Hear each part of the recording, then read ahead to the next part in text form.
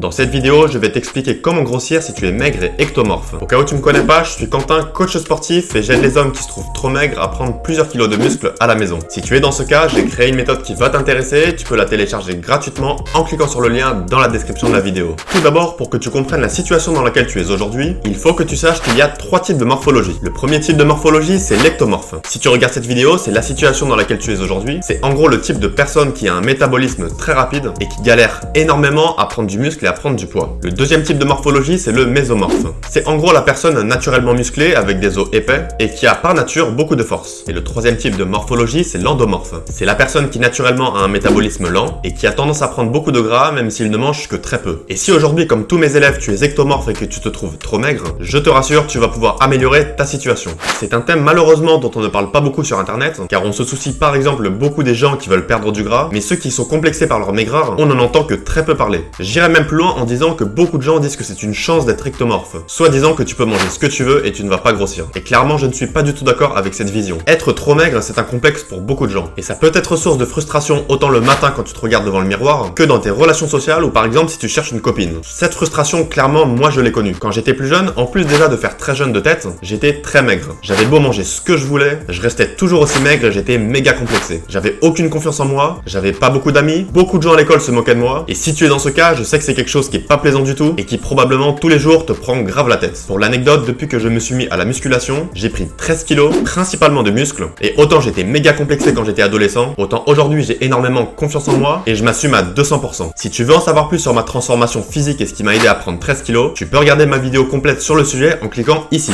Dis-moi d'ailleurs en commentaire combien tu pèses aujourd'hui et quel est le poids idéal que tu souhaites atteindre. J'échange toujours beaucoup avec les abonnés de la chaîne et je réponds à tous les commentaires. Maintenant, je vais utiliser toute mon expérience pour t'aider. La première question à se poser, c'est pourquoi tu ne grossis pas. C'est vrai que quand on mange du matin au soir, un peu de tout, des protéines, des glucides, des lipides, et qu'on prend pas 1 kilo, c'est méga frustrant. Au début, on se dit toujours, je vais rester maigre, je n'y arriverai jamais. Mais en fait, non. Si tu ne grossis pas, c'est que tout simplement, tu as un métabolisme très rapide. Ça veut dire que naturellement, même sans activité physique, ton métabolisme brûle énormément de calories. Et pour ton information, toute personne qui est en excédent calorique va grossir, c'est-à-dire que les apports caloriques sont supérieurs aux dépenses caloriques. Inversement, une personne dont les apports caloriques sont inférieurs aux dépenses caloriques va perdre du poids. Dans la pratique, il va donc falloir que tu consommes plus de calories que ton métabolisme de base, qui est en fait le nombre de calories avec lequel tu ne vas ni prendre du poids ni perdre du poids. Ce métabolisme de base, tu peux le calculer avec la formule de Harris-Benedict pour connaître ensuite le nombre de calories que tu dois consommer chaque jour pour être en excédent calorique. Donc sur le papier, finalement c'est simple, si tu es en excédent calorique, tu vas grossir. Concernant l'excédent calorique que tu dois viser, je te conseille de viser un excédent calorique compris entre 250 et 500 calories, ce qui va te permettre de prendre entre 1 et 2 kilos par mois. Certains de mes élèves, au moment de commencer ma méthode, me demandent du coup, mais moi j'aimerais bien prendre 4 kilos par mois, donc est-ce que je peux viser un excédent calorique par exemple de 1000 calories? Eh bien ça c'est une mauvaise idée. La raison est que ma méthode vise principalement à te faire prendre du muscle et non du gras pour avoir un physique sain et harmonieux. Et la prise de muscle se fait de façon lente et progressive. Si tu exploses ton compteur calorique, ce qui va se passer c'est que tu vas prendre principalement du gras et non du muscle. Et ça pour la santé déjà c'est très mauvais et en plus niveau silhouette ça nous intéresse pas. Mais si tu restes sur un excédent calorique compris entre 250 et 500 calories avec des aliments sains et naturels, tu vas prendre du poids de façon saine. Pour ça tu vas te tourner principalement vers les aliments riches en protéines comme la viande, le poisson ou les œufs, les bonnes graisses qui sont très saines et riches en calories, comme c'est le cas des bonnes huiles comme l'huile de colza ou l'huile d'olive, les poissons gras, les oléagineux comme les noix ou les noix de cajou, ou l'avocat. Si tu cherches des aliments sains qui vont te permettre d'augmenter ton compteur calorique de façon hyper rapide, j'ai d'ailleurs fait une vidéo sur les 7 aliments qui permettent de grossir en une semaine. Tu peux la découvrir en cliquant ici. Tant que tu conserves cet excédent calorique, tu es sur la bonne voie pour réussir ta transformation physique. Une remarque importante, au fur et à mesure des semaines, tu vas devoir adapter petit à petit ton programme alimentaire. La raison est que le chiffre du métabolisme de base que tu vas obtenir au départ est un chiffre obtenu par une formule. Et d'une personne à une autre, il peut être parfois sous-évalué ou surévalué. Donc en prenant régulièrement des photos et en te pesant au moins une fois par semaine, selon ton évolution, adapte toujours ton programme alimentaire et tes apports caloriques sur la journée. Je sais que grossir et se muscler ça demande de la rigueur, de la patience et de l'adaptation, mais franchement c'est accessible à tout le monde. Moi j'ai réussi à le faire, mes élèves ont réussi à le faire, et si tu suis mes conseils, je sais que tu vas aussi réussir. Dans la mesure du possible, évite les calories vides, qui sont des calories qui vont simplement augmenter ton compteur calorique mais qui ne vont pas t'apporter par exemple des protéines pour construire du muscle, ou des bonnes graisses qui sont très saines pour l'organisme. Tu peux donc te faire plaisir de temps en temps, mais ça doit rester exceptionnel. Évite donc de manger par exemple des pizzas, des burgers, des viennoiseries, des glaces ou des sodas de façon trop régulière. Maintenant que tu connais l'alimentation, il va falloir passer à l'entraînement. Car oui, comprendre comment devenir musclé demande de bien comprendre l'alimentation, mais aussi de bien comprendre l'entraînement. Il va donc falloir faire un entraînement régulier, plusieurs fois par semaine. Pour tes entraînements, tu vas mettre des charges lourdes en faisant avant tout des exercices polyarticulaires. C'est le cas par exemple du squat, du soulevé de terre,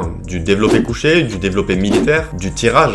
Pour tes séries, tu vas faire un nombre de répétitions relativement limité, pas besoin de dépasser 10 répétitions par série pour garder une charge lourde sur chaque exercice et aller jusqu'à l'échec musculaire ou presque jusqu'à l'échec musculaire. En gros, à la fin de chaque série, avec la même charge, si sans repos tu peux faire encore plus de 2 répétitions, c'est que la charge n'est pas assez lourde. J'explique justement dans ma méthode comment faire des charges faites maison qui sont hyper efficaces pour se muscler et les entraînements que je propose sont justement optimisés pour les ectomorphes qui ont du mal à grossir. Sache quoi qu'il arrive que si aujourd'hui t'es très complexé, rien n'est perdu, le début c'est le plus difficile, non seulement pour acquérir les connaissances théoriques, mais aussi pour passer à la pratique autant dans l'assiette que durant tes entraînements de musculation. Devenir musclé, si aujourd'hui t'es maigrichon, crois-moi, ça va te changer la vie. Tu vas prendre confiance en toi, tu vas t'assumer à 200%. Socialement, tu vas être plus à l'aise, tu vas aussi être plus séduisant. Bref, tout ça moi je l'ai vu durant mes années de jeune adulte, et comme c'est un phénomène dont on ne parle pas beaucoup, j'ai justement synthétisé tous mes meilleurs conseils dans ma méthode, que tu peux télécharger gratuitement en cliquant sur le lien dans la description de la vidéo. Si tu penses que cette vidéo va t'aider à devenir musclé et à gagner en motivation, lâche un gros pouce bleu, moi ça me fait super plaisir. N'oublie pas de t'abonner et de recevoir les notifications si tu veux recevoir plus de vidéos autant sur la nutrition que sur les entraînements à la maison. N'oublie pas de me dire en commentaire combien tu pèses et quel est le poids idéal que tu souhaiterais atteindre. Et partage cette vidéo avec un ami à toi maigre et ectomorphe qui veut grossir. Moi je te dis à très bientôt, prends soin de toi, bon entraînement,